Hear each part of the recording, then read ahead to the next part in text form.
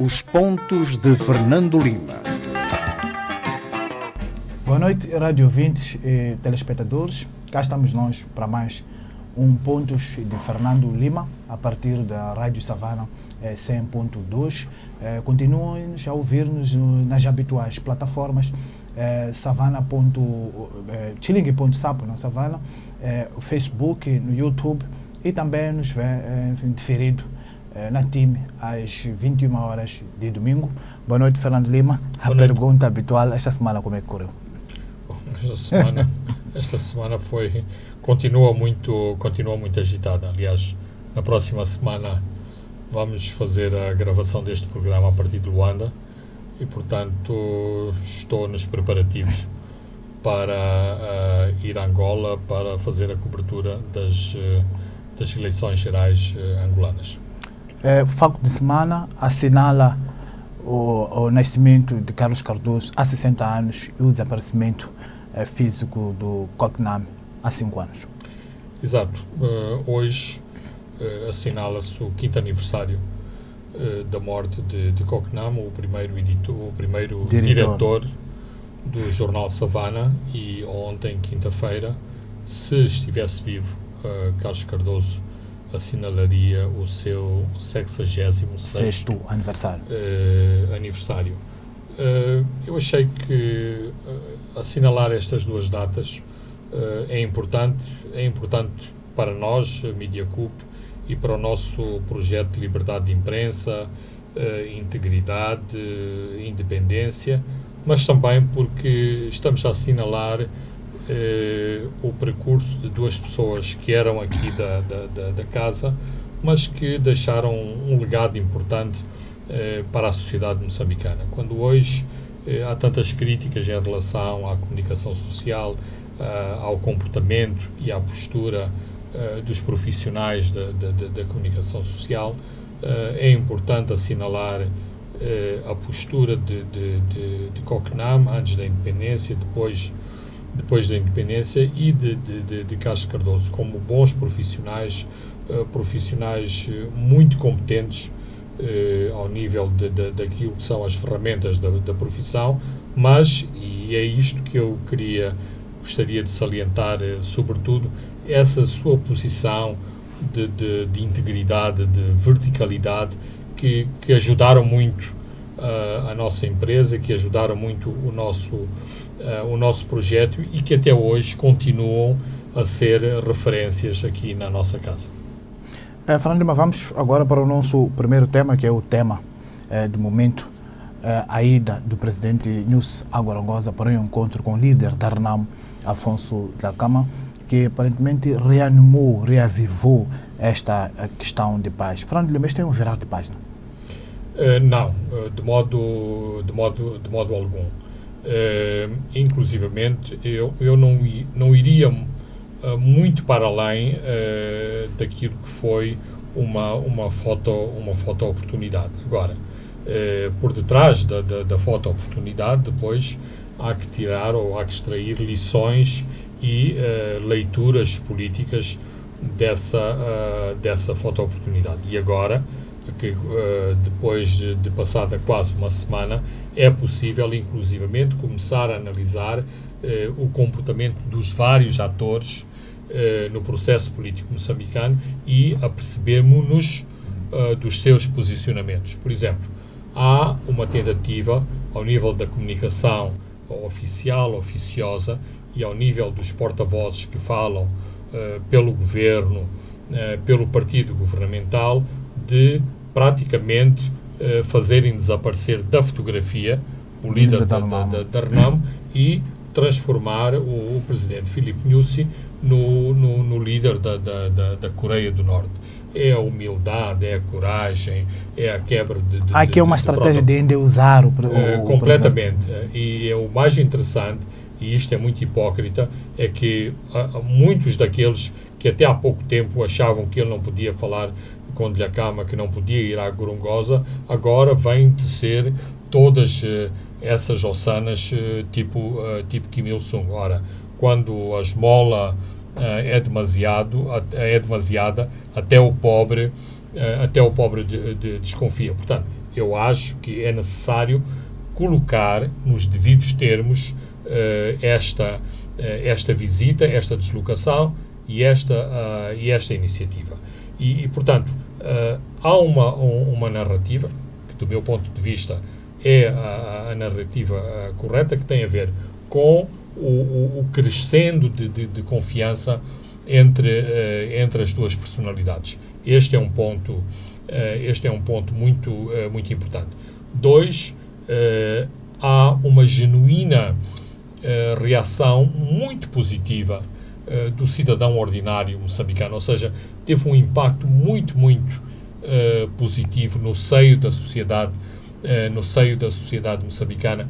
Este encontro é assim, às vezes a história, os factos políticos acontecem por estes pequenos passos. Portanto, isto é outro elemento que é preciso decifrar por detrás desta foto-oportunidade. Agora, se o encontro, como dizem, e isto não está confirmado, teve a duração de 2h30, as pessoas não ficam, duas pessoas ocupadas com responsabilidades, não ficam 2h30 a sorrir para as câmaras e para as máquinas fotográficas. Trataram alguns assuntos importantes. Quais são os assuntos importantes e mais prementes? Por um lado, questões de segurança, questões militares, que têm a ver com o posicionamento de forças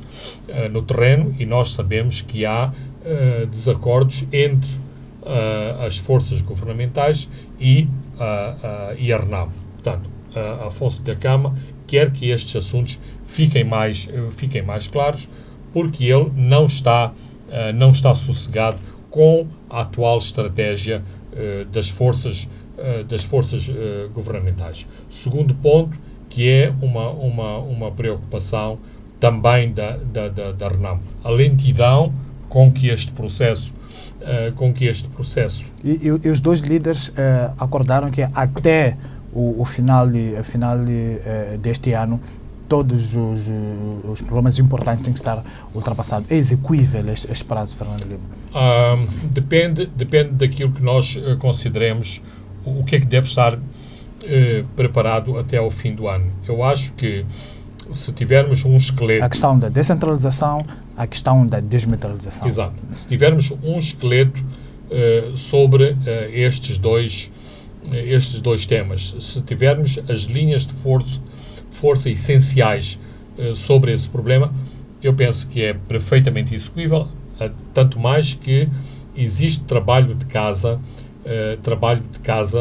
já feito. Agora, se até ao fim do ano é possível estruturar todo o edifício legal em relação aos dois assuntos, eu penso que é ser muito otimista. Agora, mas esta questão dos prazos era também uma questão preocupante, e claramente este assunto foi tratado porque, exatamente para dar resposta às preocupações da RENAM, é a Presidência da República que emite o comunicado a dizer até ao fim do ano. Por outro lado, da parte do Governo, há como que também esta preocupação por demais evidente, que é nós queremos dar todos estes passos, queremos dar todas estas garantias, mas também queremos que o líder da RENAM dê um passo na nossa direção, nomeadamente que saia...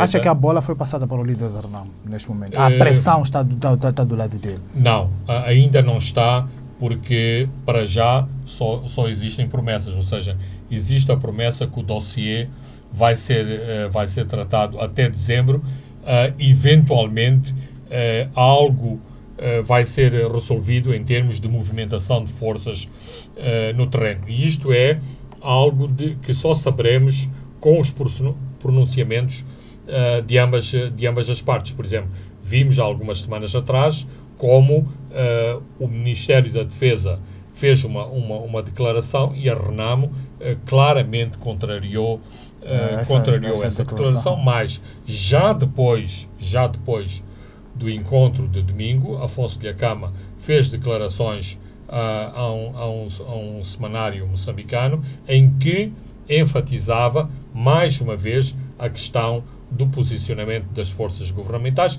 e a sua contrariedade em relação a esses mesmos posicionamentos. De qualquer forma, e em termos globais, este encontro foi muito positivo. Aliás, foram precisos 30 meses para que Nyusi e Dhlakama se encontrassem de novo depois dos dois encontros que tiveram lugar em fevereiro de 2015. Acha que o presidente Nyusi conseguiu vencer as barreiras dentro do seu próprio partido, em setores reacionários que olhavam para este tipo de estratégia ou aparentemente sabotavam este tipo de estratégia? Lembramos que o presidente Nyusi, pouco depois de ter tomado posse, teve 2 encontros no Indie Village com Afonso Dhlakama e acordaram que a Renamo devia submeter um projeto sobre a descentralização na Assembleia da República e logo a seguir brigadas da Comissão Política foram às províncias a dizer não. O presidente Nyusi na altura ainda não era o presidente do partido, agora é presidente do partido Frelimo. Acha que conseguiu vencer essas barreiras ao ir a Gorongosa? Aparentemente sim, porque senão era impossível essa deslocação e portanto, mas esta deslocação à Gorongosa também deve ser equacionada em paralelo com esta percepção que existe e que começa a transpirar na opinião pública que, de facto, parece que o presidente da Frelimo está cada vez mais no controle da situação no seu partido. Portanto, é óbvio, ou aparentemente óbvio, que se ele não tivesse esta convicção e esta capacidade, este encontro não teria acontecido. De qualquer forma, é importante realçar que toda a preparação do encontro decorreu debaixo do enorme sigilo. Apenas um grupo muito restrito de pessoas dos dois lados trabalharam na preparação. E pode ter sido um encontro que surpreendeu também alguns setores dentro do próprio partido. Certamente, ou seja, os setores, as hierarquias mais elevadas do partido sabiam que este encontro poderia acontecer a qualquer momento. Já poderia ter acontecido há 2 meses, há 30 dias, aconteceu agora. Portanto, em termos teóricos, estava de pé este frente a frente, que não aconteceu antes, exatamente porque Afonso Dhlakama nunca se mostrou disponível para um encontro mas havia se mostrado disponível na cidade da Beira, quando saiu das matas foi a Beira e a casa foi cercada no dia seguinte, um episódio atribuído a esses setores que não queriam este tipo de encontro. Sim. Eu passei ao lado de todas as causas que levaram Afonso Dhlakama a ficar na Gorongosa. É assim, hoje argumenta-se que porquê que Afonso Dhlakama está na Gorongosa? Porquê que ele tem que estar lá? Porquê que isto é um desafio? É uma questão securitária? É desestabilizante. Mas, em última análise, aquilo que aconteceu é que Afonso Dhlakama foi empurrado para a Gorongosa. Depois, o primeiro ataque, quando ele vinha de Macossa, penso que foi um ensaio. O de Zipinga, e inclusivamente o ataque de Gondola, tendo acontecido no dia 25 de setembro, quase que parece, ou quase que somos levados a acreditar que se pretendia apresentar a cabeça de Afonso Dhlakama numa bandeja no dia que é considerado o dia do exército Parece que o presidente não estava nos Estados Unidos. Exatamente. Portanto, há uma série de episódios que explicam o porquê de Nyusi estar na Gorongosa. E isso não podemos esquivar a essa evidência. Esta propaganda que está a decorrer neste momento de tentar apagar Afonso Dhlakama desta fotografia não é pernicioso, não é mau para o diálogo, para este processo que está-se a construir agora? É assim, podia ser se Afonso Dhlakama fosse um líder menor e uma figura medíocre. Não o é.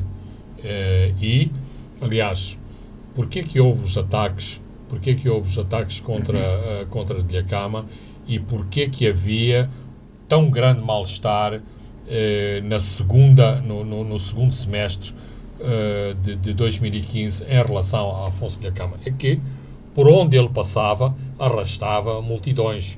Ele conseguia paralisar por completo sedes de distritos mais. Também, devo dizer, que se começou a exceder, e há o famoso comício de Macossa, se não estou em erro, em que foi pedida a cabeça do administrador, do chefe do chefe da polícia, e nós sabíamos que mais dia menos dia isto poderia acontecer mais. Se isto acontecesse depois ou durante um comício de Afonso Dhlakama, isto seria o descalabro total. Ou seja, o líder da RENAMO, em democracia, mesmo que seja uma democracia imperfeita, corre um risco muito grande apelando a este tipo de insubordinação popular, porque é exatamente isso que a população gosta. Aliás, nós vemos que na maior parte dos movimentos de trabalhadores, nos movimentos grevistas moçambicanos, há sempre no ar uma componente muito grande de violência, ou seja, as greves em Moçambique, os protestos de trabalhadores, têm sempre um potencial de violência muito grande. Portanto, aquilo que era preciso acontecer nos comícios, nas marchas de Afonso Dhlakama, era apenas ele pôr o fogo no rastilho para este tipo de manifestações, de encontros, se transformar numa tragédia. E seria de todo lamentável e de consequências inimagináveis se começassem a queimar sedes de distrito, se funcionários do Estado com responsabilidades ao nível distrital fossem mortos nesse tipo de investidas. Mas o cenário estava criado, e Dhlakama, que é um bom ator e é um bom manipulador de multidões, estava claramente a jogar com essa situação. Claro que há outras forças que nós não conhecemos muito bem os contornos, que obstaculizaram de maneira violenta este tipo de ações. Por um lado, com os atentados contra Dhlakama, e depois toda a guerra suja que se seguiu e que só parou há alguns meses, aquilo que está corporizado como os esquadrões da morte, e como a maior parte das vítimas e os atentados e os assaltos aconteceram no campo, não está ainda completamente documentada o número de vítimas dessas mesmas ações atribuídas aos esquadrões da morte. Neste momento, o presidente News, nesta quinta-feira, iniciou uma visita a trabalho à província de Sofala.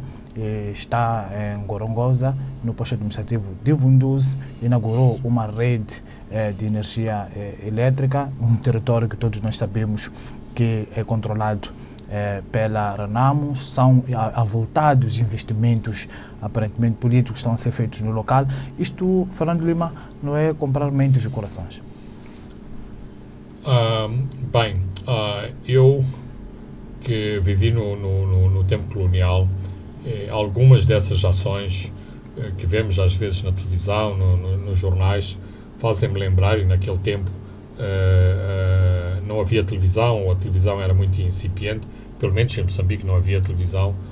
Havia aqui uma equipa do jornal Notícias, encabeçada por dois repórteres, um senhor chamado Guilherme de Melo e um fotorepórter, Carlos Alberto, que faziam reportagens junto das Forças Armadas portuguesas e como estas Forças Armadas só faziam coisas boas para a população. Aquilo que no Vietnã ficou conhecido por a guerra das mentes e dos corações. Ora, embora eu não acredite que a história se repita, às vezes, quando vejo esse tipo de acontecimentos, fazem-me lembrar esses episódios. Ou seja, tentar manipular uma realidade a favor do governo, quando todos nós sabemos que não é essa a realidade. E não se conquistam, eu acho, as populações desses sítios com postes de eletricidade e roupas das calamidades naturais. O presidente Nunes veio também a Xibabava, a terra natal do líder da RENAMO. Há indicações que também vai fazer uma visitinha ao Régulo Mangundi, o pai do líder da RENAMO. Fernando Lima, como é que lê estas visitas? Antes, a governadora Taípo também esteve lá.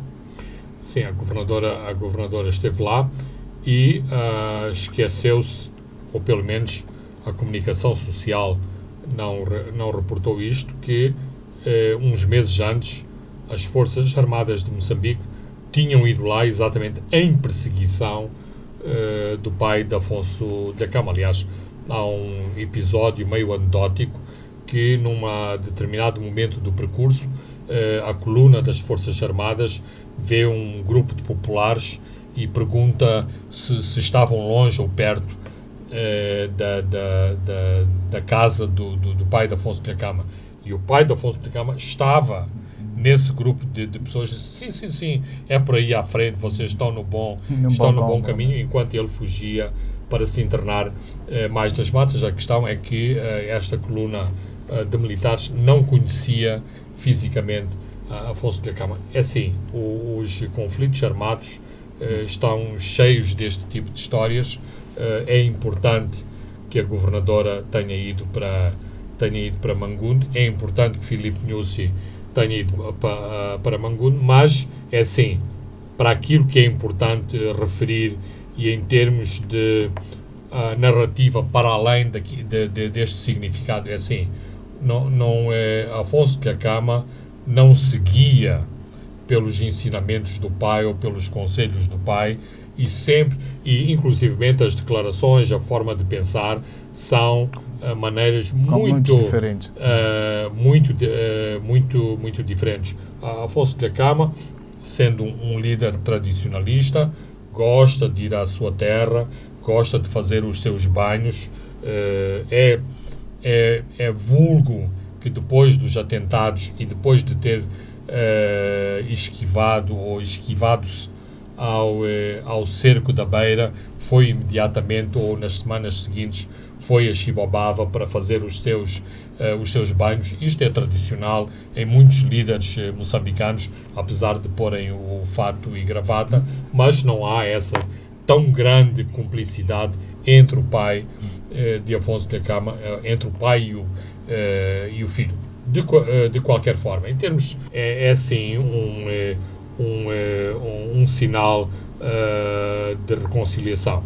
É assim, há um ditado que diz quem meu filho beija, minha boca adoça. Portanto, uma mão lava a outra. Se uma pessoa presta cortesias ao pai, ou não deixa de emocionar o filho. Portanto, essas coisas têm o seu simbolismo e têm a sua importância. O presidente Nunes vai também visitar o distrito do Mwanza. Sabemos que há ali uma espécie de um conflito de terra com o Parque Nacional do Gorongosa. Acha que se devia aproveitar para se resolver, se aprofundar melhor esta questão? Eu penso que sim. Terá um contacto com a população? Assim, este conflito, quer em Mwanza, quer noutros sítios de zonas tampão à volta do Parque Nacional da Gorongosa, são conflitos latentes e que têm que ser resolvidos. Desde já, toda a problemática da população que vive dentro do parque. Por outro lado, é preciso olhar com pragmatismo estas situações, porque não é de um dia para o outro que, com a oferta de escolas, carteiras, programas para as crianças, ofertas de sementes para a população, que se afasta a população de uma prática secular. Ou seja, qual era a prática? A prática era que a caça num habitat extremamente rico, sempre foi uma forma de economia rudimentar das famílias daquela área. Ora, se tivermos uma aproximação de meio termo, se, por exemplo, pudermos determinar que a caça aos antílopes ou a disponibilidade de antílopes que são, portanto, animais de menor porte e que existem em grande número naquela área, se houver uma abertura para que se faça a caça ou para que a caça seja distribuída, eventualmente alguns conflitos possam ser ultrapassados. Depois é preciso explicar da importância de não se fazerem as machamas dentro do parque, sobretudo machamas que inclusivamente já atingiram o nível de machamas de exploração comercial, como é o caso do gergelim, pois o gergelim não é uma cultura de subsistência popular. Portanto, é assim, não obstante esta estrela maior de Moçambique, que é o Parque Nacional da Gorongosa, é preciso encarar de frente todos estes pequenos conflitos que estão subadjacentes à vida das populações em torno do parque. Por exemplo, nas cotadas, eu acho que tem sido resolvido com alguma sapiência a forma de lidar com a população, ou seja, reprime-se, é preciso dizer, a caça, o exercício da caça da população, mas a população não deixa de ter acesso à caça nessas áreas, para além das cotas que foram contratualizadas em termos dos acordos que existem entre as empresas que exploram as cotadas e as comunidades. Portanto, é preciso não ter uma visão muito quadrada do conservacionismo, do ambientalismo, para que se encontrem soluções em que a população não olhe o parque como o seu inimigo, não olhe os funcionários do parque como os seus inimigos. Fernando Lima, vamos a um brevíssimo intervalo e voltamos já. Pontos de Fernando Lima. Boa noite, Rádio 20 e telespectadores. Estamos de volta para a segunda parte dos pontos de Fernando Lima. Fernando Lima, nesta quinta-feira, houve a cerimônia da assinatura de 2 contratos de concessão de terminal marítimo GNL e da instalação de descarga de materiais e também das respectivas licenças especiais. Está dado um passo importante para a decisão final de investimento da Anadarko. Muito, muito importante. Aliás, isto faz parte do roteiro até ao começo das fábricas de transformação do gás. E este era um passo muito importante. Este passo foi, penso eu, devidamente assinalado nas páginas do Savana, enquanto obstáculo ou enquanto parte importante deste percurso para que comece a ser explorado o gás na bacia do Rovuma. Portanto, é uma notícia boa e importante. Quando eu digo boa notícia, também é preciso interpretar o que é uma boa notícia. E tendo em conta que as negociações foram muito apertadas, foram muito tensas, em que se esteve a trabalhar nos documentos finais até há poucas horas antes da assinatura dos contratos e das licenças, isto mostra a importância que este tipo de documentos reguladores têm. Agora, os documentos reguladores têm exatamente esta vertente. Aquilo que é um ganho para uma parte é uma perda para outra parte. E aqui eu chamaria à colação um discurso que me parece muito importante, ou as referências muito importantes que fez Filipe Nyusi a quando da FDI, da decisão final de investimento da ENI, enfatizando que estava satisfeito com o acordo, estava satisfeito com aquele momento, mas que este não era o melhor acordo para Moçambique, era o acordo possível e que, portanto, Moçambique gostaria de ter outro acordo e não isto por causa da plataforma estar no mar e outras questões, mas uma das questões principais é exatamente da plataforma flutuante, porque isto afasta mais toda a problemática do conteúdo local, dos benefícios imediatos que a exploração do gás pode ter para a economia regional e para a economia nacional. Mas Moçambique precisa como de pão para a boca destes acordos. Não só pelas reais dimensões que isto pode assumir em termos de tesouraria, mas também pelos impactos políticos e formais que um acordo desta natureza tem. Ou seja, Moçambique, que tem sido muito maltratado em termos de relações públicas, em termos de imagem, nos últimos 2 anos, com este tipo de passos importantes na área do petróleo e gás, isto altera a imagem do país, altera a percepção que no exterior as instituições, as pessoas, os investidores têm do país, e isso é importante e traz benefícios a Moçambique. Portanto, é de facto uma questão estruturante a caminho da exploração do petróleo. Agora, é importante, e já que realçamos, estamos num momento menos bom em termos comerciais, em termos de economia, em relação à indústria do gás. A Anadarko ainda tem que fazer a venda programática. Aliás, John Grant, o vice-presidente da Anadarko, assinalava isso hoje, que ainda há muito trabalho pela frente. É claramente nesse sentido de que ainda tem que vender os contratos de gás. Certo.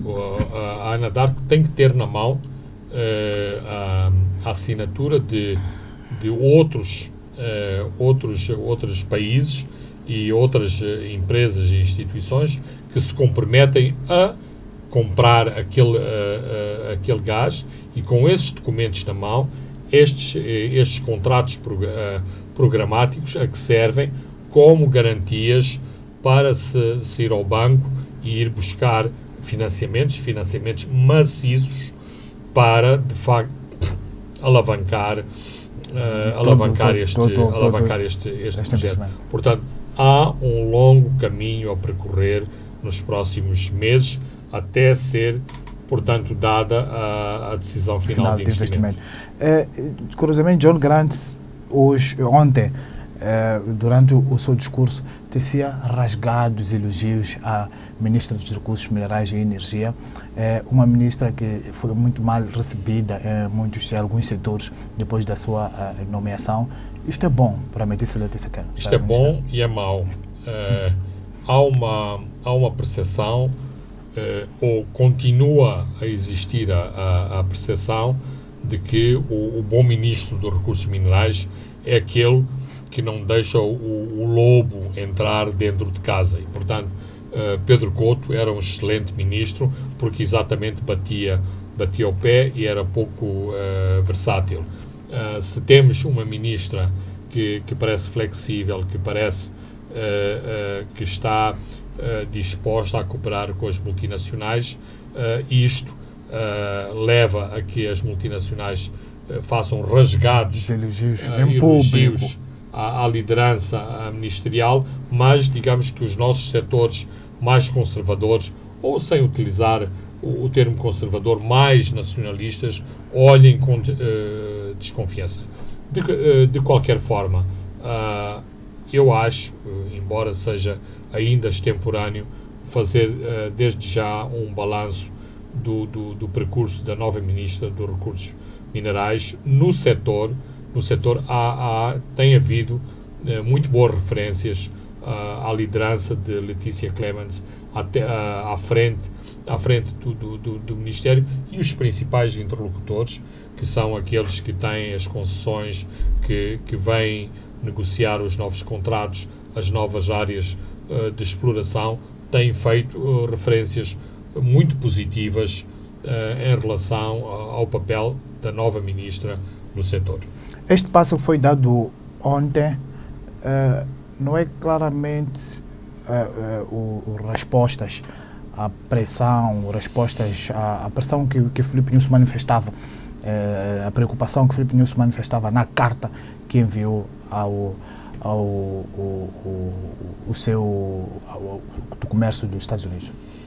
Claramente, e as evidências aí estão, ou seja, a carta tratava destes assuntos, a deslocação aos Estados Unidos também tratou destes assuntos, e temos agora o corolário, que é a assinatura dos contratos. Digamos que a Anadarko, de algum modo, aceitou parte das críticas que lhe foram dirigidas pelo governo moçambicano, incluindo a forma como o seu próprio escritório, a estrutura do escritório de Moçambique tem gerido o relacionamento com o governo. Portanto, a assinatura destes contratos, mas toda uma série de iniciativas pós-visita de Nyusi aos Estados Unidos, tem encontrado uma resposta para melhor, isto de acordo com pronunciamentos em off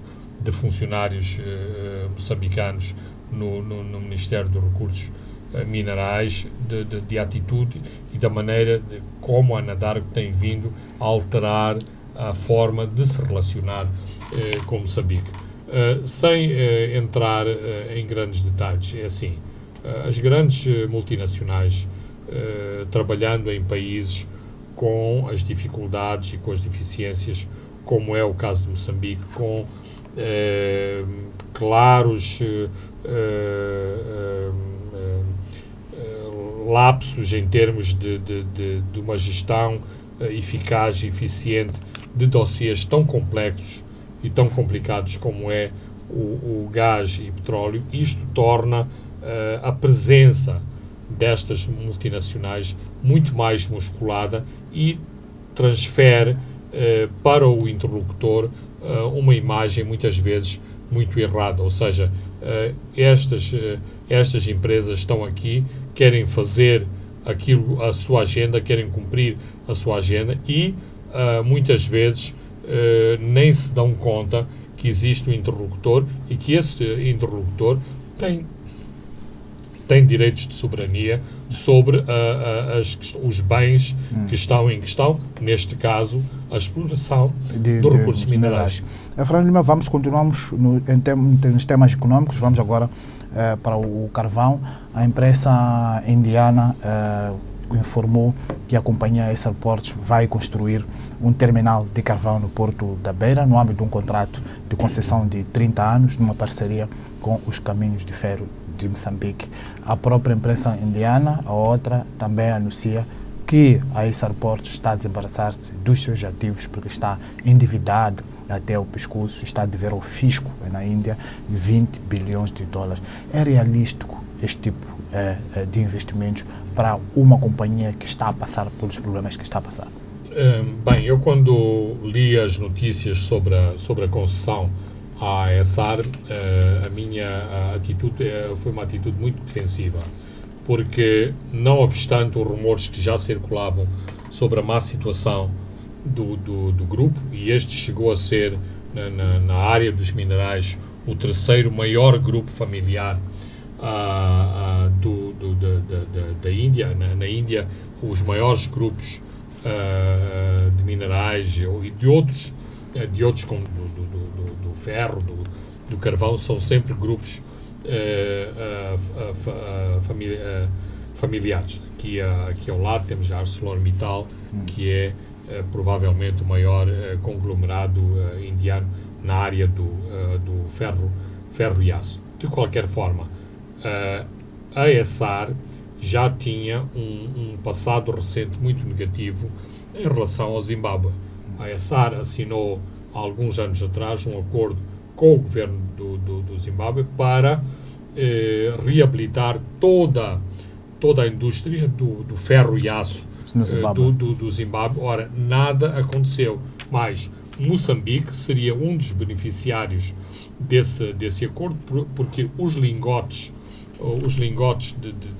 de aço, parte do ferro, seria exportado através do Porto da Beira. do Porto da Beira. Chegou-se a equacionar a possibilidade de se construir, a partir da zona de Midlands, no Zimbábue, um pipeline que escoaria a parte do ferro, mais uma vez, para o Porto da Beira. Ora, isto nunca aconteceu. E isto é anterior à concessão para o terminal de carvão da Beira. Aquilo que pode acontecer é um outro cenário, que uma empresa que compre os interesses da Essar na Beira venha a assumir essa responsabilidade. Neste momento, e ainda não estão concluídas todas estas transações, é possível que a Rosneft, que é um grande conglomerado russo, que tem já concessões de petróleo no norte de Moçambique, mais concretamente na zona de Angoche, e a Trafigura, que também já está em Moçambique e que nós conhecemos através da marca comercial Puma, que são as bombas de gasolina e os tanques de distribuição de gasolina. Portanto, um consórcio em que entra basicamente a Trafigura e a Rosneft estão em vias de concluir a aquisição do grupo Essar indiano. Com estes elementos todos, significa que é um negócio ainda por acompanhar. Para acompanhar. Com alguma atenção. E para ver e assistir à sua conclusão. Porque claramente a Vale está a redirecionar toda a sua operação para Nacala. O terminal da Beira seria sobretudo para a exportação do carvão, também das operações indianas. Há 20 milhões de toneladas ano para aquele terminal, se a Vale já vai para outro lado. Teoricamente sim, porque há pelo menos três empresas que estão interessadas em fazer a exportação através daquela via. A Jindal, a ICVL, que é outro conglomerado indiano, e também a Biconil da Grã-Bretanha. Portanto, há claramente espaço mais.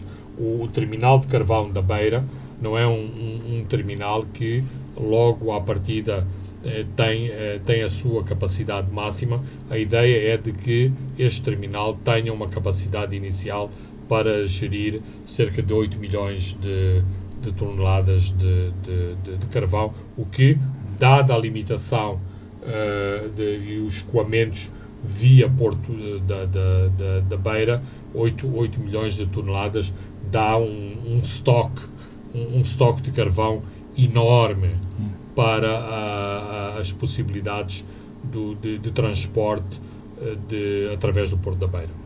Continuamos nos negócios. A Gemfield também a ser comprada. A Gemfield até 75% na polêmica mina de Nhamanhumbir. São grandes negócios, falando de Lima, serem fechados em Moçambique. Sim, no fim do dia, o importante é interrogar-nos o que fica para Moçambique e o que é que Moçambique beneficia com esses negócios. Portanto, basicamente, há uma grande empresa sul-africana, se não me engano, que está a comprar a Gemfields, ou está a comprar esta área concessionada no distrito de Montepuez, e que é responsável pela colocação no mercado mundial que tem o seu epicentro na Tailândia, do rubi moçambicano. Portanto, esta companhia está a passar de mãos. há uma mudança de gestão, eventualmente, e não posso ser perentório em relacionar causa e efeito à má publicidade em relação às questões de direitos humanos, mas estas companhias são muito, muito sensíveis à má publicidade, ou seja, quando temos atrizes de fama mundial, modelos de fama mundial que ostentam, publicitam rubis de Moçambique.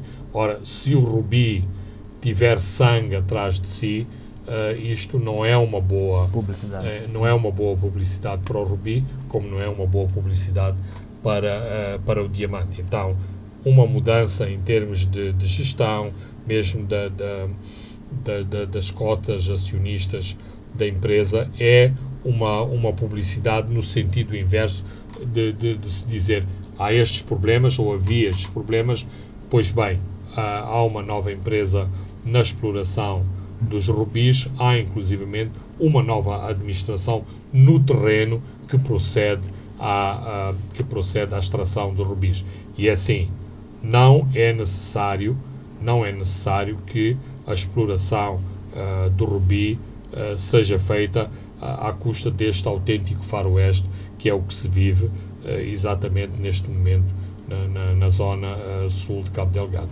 Seduzidos e aparentemente abandonados são os agricultores do feijão Boer, que viram e vão ver limitados as suas exportações para a Índia, depois de, em julho, o primeiro-ministro indiano ter estado em Maputo e assinou um importante acordo para a importação desta leguminosa.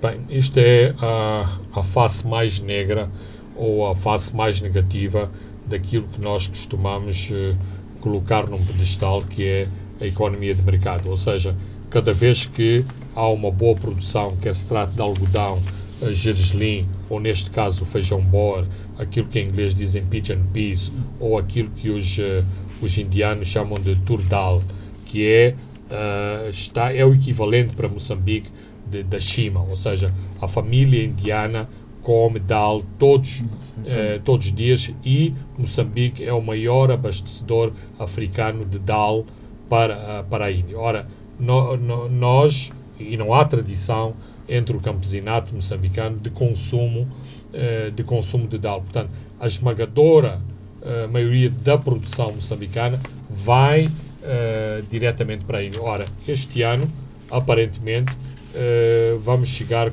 muito próximo das 300 mil toneladas de lentilhas, e com uma situação muito nebulosa, que ainda restringiu ou está a impor uma cota de 200 mil toneladas para a importação de lentilhas a partir de Moçambique. Portanto, não são boas notícias. O filme não está completo, porque existe este memorando de entendimento entre o governo de Moçambique e o governo da Índia, mas o ano passado disse-se que a primeira visita em 34 anos de um primeiro-ministro indiano a Moçambique não era por causa das boas relações entre Moçambique e a Índia, era exatamente porque Narendra Modi, o primeiro-ministro indiano, estava interessado em negociar com Moçambique a importação de lentilhas, mais o incremento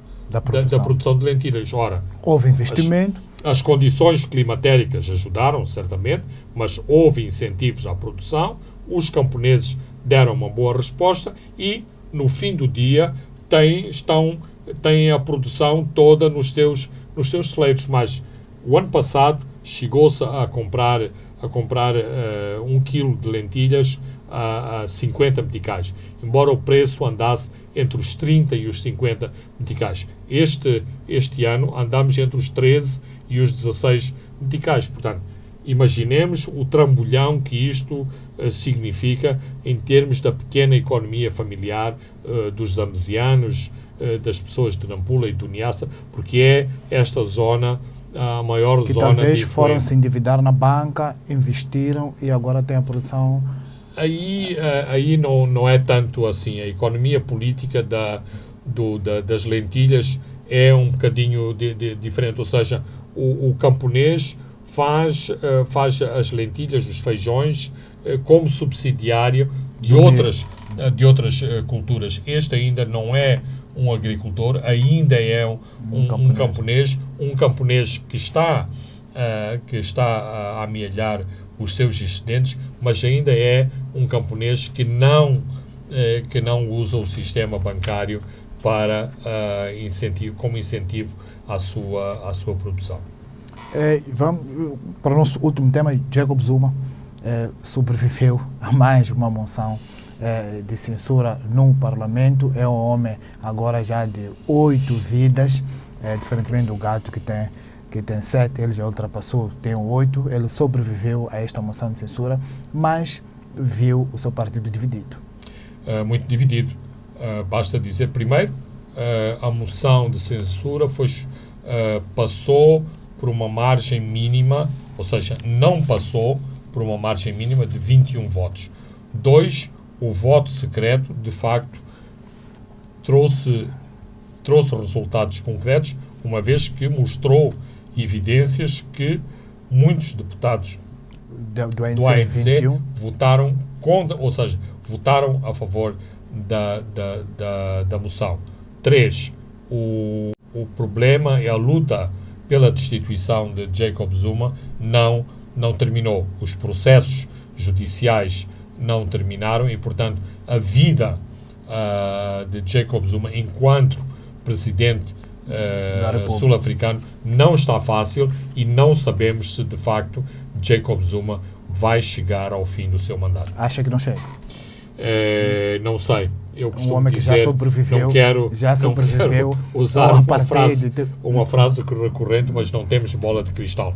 Mas, neste momento, a vida dele está muito complicada. Os dois importantes aliados na coligação, a COSATU, a Central Sindical e o Partido Comunista Sul-Africano, claramente abandonaram Zuma dentro da liderança do próprio ANC. Há muitos setores que estão contra Zuma, mas temem que, a não se atuar sobre Zuma, isto leve a uma erosão maior que vai penalizar, em última análise, o ANC nas próximas eleições gerais sul-africanas. Que lições para Moçambique este exercício feito no Parlamento sul-africano? Bem, isto podíamos convocar uma conferência para discutir isso, mas isso demonstra que em democracia os líderes não são eternos, que são contestáveis em função dos seus atos, e os atos de Jacob Zuma, os atos controversos de Jacob Zuma têm sido mais que muitos.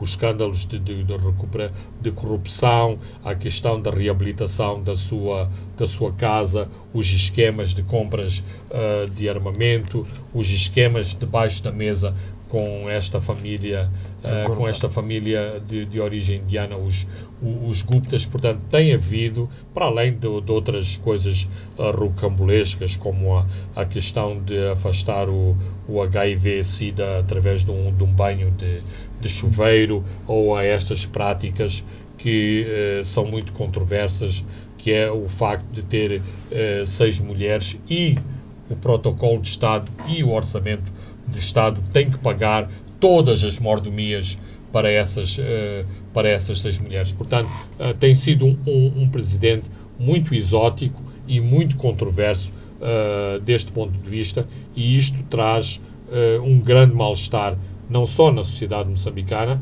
não só na sociedade sul-africana, como na sociedade, em toda a sociedade sul-africana. E, claro, como somos um país de fronteira com a África do Sul, estas questões saltam facilmente para a esfera política moçambicana. De qualquer forma, por acaso, é muito interessante verificar que a elite política afiliada ao Partido Frelimo rejubilou com o facto de Jacob Zuma ter passado ao lado da moção de censura. Obrigado, Fernando Lima. Chegamos ao fim de mais um programa. Eu sou Francisco Carmona. André de Santos encarregou-se da parte técnica. Boa noite, nos vemos de hoje a 7 dias. Pontos de Fernando Lima.